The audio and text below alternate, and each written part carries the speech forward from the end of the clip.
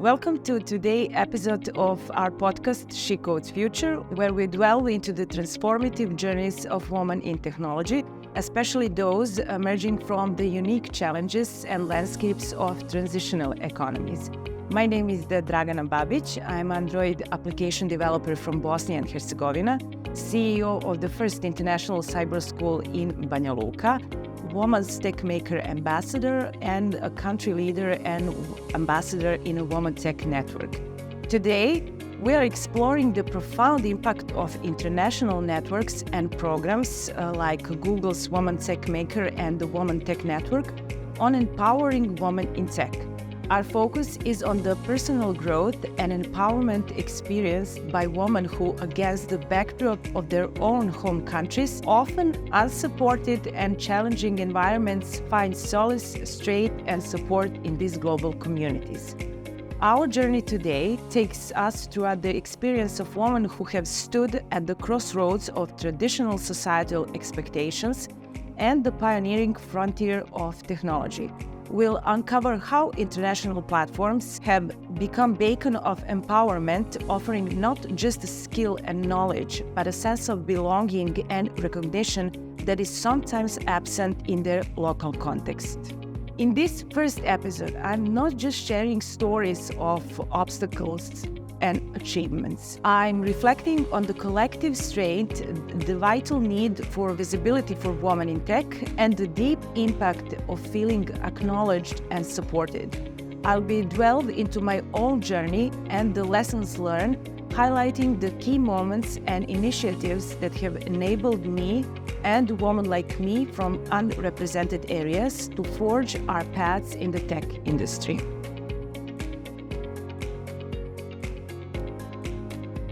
In these economies, societal norms significantly influence women's participation in IT sector by dictating traditional gender roles that deter women from pursuing careers in technology. These norms manifest in educational biases, where girls are less encouraged to engage in STEM fields, and in workplace cultures that may not support or recognize women's contribution equally. Furthermore, the expectation for women to prioritize domestic responsibilities over professional advancements often exacerbates the challenge of achieving work-life balance, hindering their progression in IT sector. Tackling these deep-rooted norms is essential for creating a more equitable, diverse, and innovative technological landscape.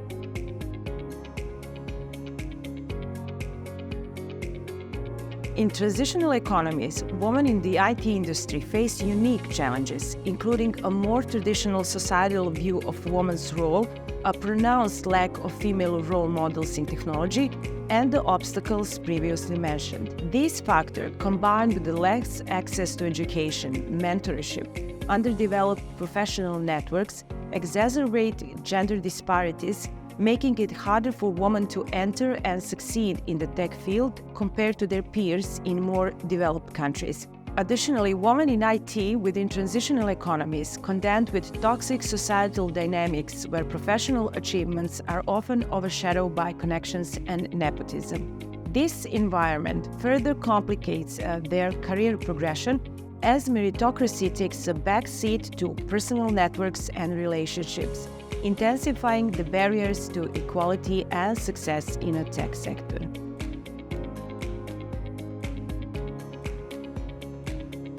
So, women's perception of success is often distorted by the belief that many successful women owe their achievements to the influence of successful men.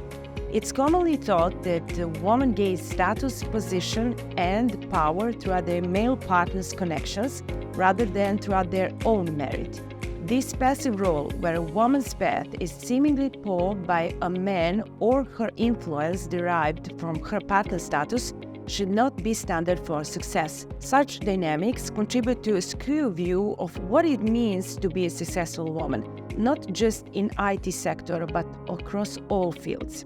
This misconception sends a misleading message to younger generation about the pathway to female success and the true nature of women's achievement.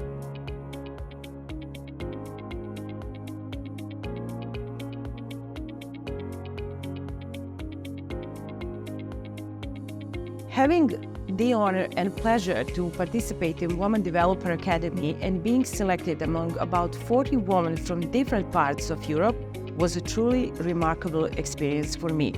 However, during my time there, I often feel like an outsider, burdened by the misconceptions that I wasn't good enough or could not contribute as much as the other woman could. So this self-doubt, its turnout, was a significant fallacy, but it reminded me of the isolation often felt by women from this region. This sense of isolation is a critical factor why many do not apply or participate in such academies or programs. They believe they have nothing to offer. My experience highlights the importance of overcoming this misconception and encouraging more women to recognize their value and potential contributing to the tech industry and beyond.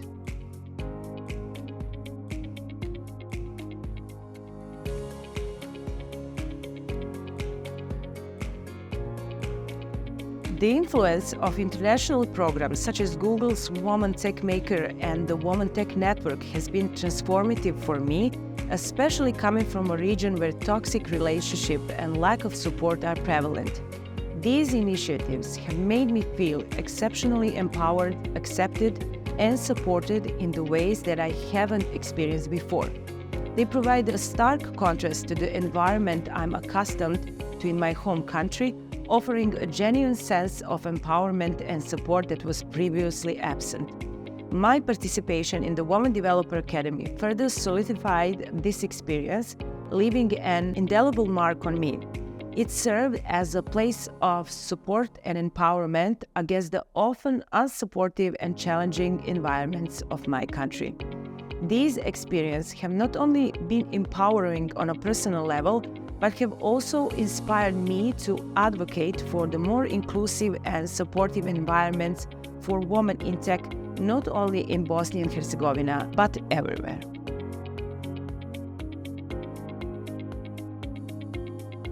So I am committed to creating similar environments of support and empowerment within my own community, as I believe I will have a significant impact on empowering women in IT sector.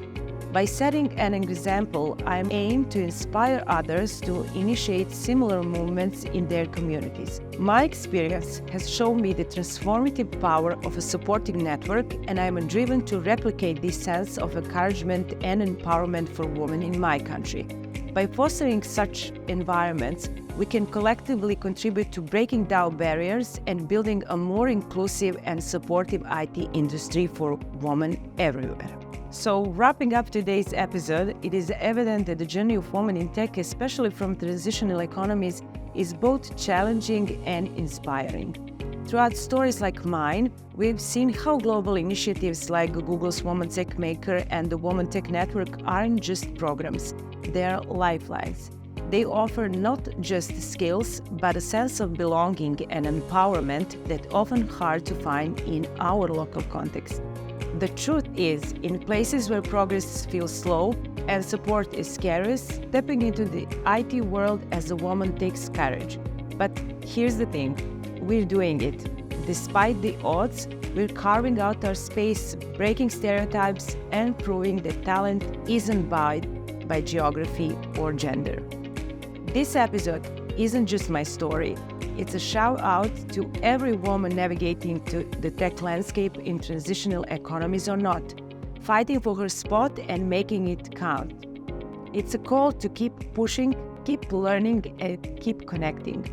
Because together, we are not just changing our stories, we're reshaping the future of technology. So let's take the inspiration from today and turn it to action.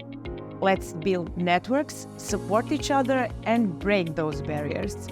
The path might be tough, but it's worth it. Here's to making tech more inclusive, one story at a time.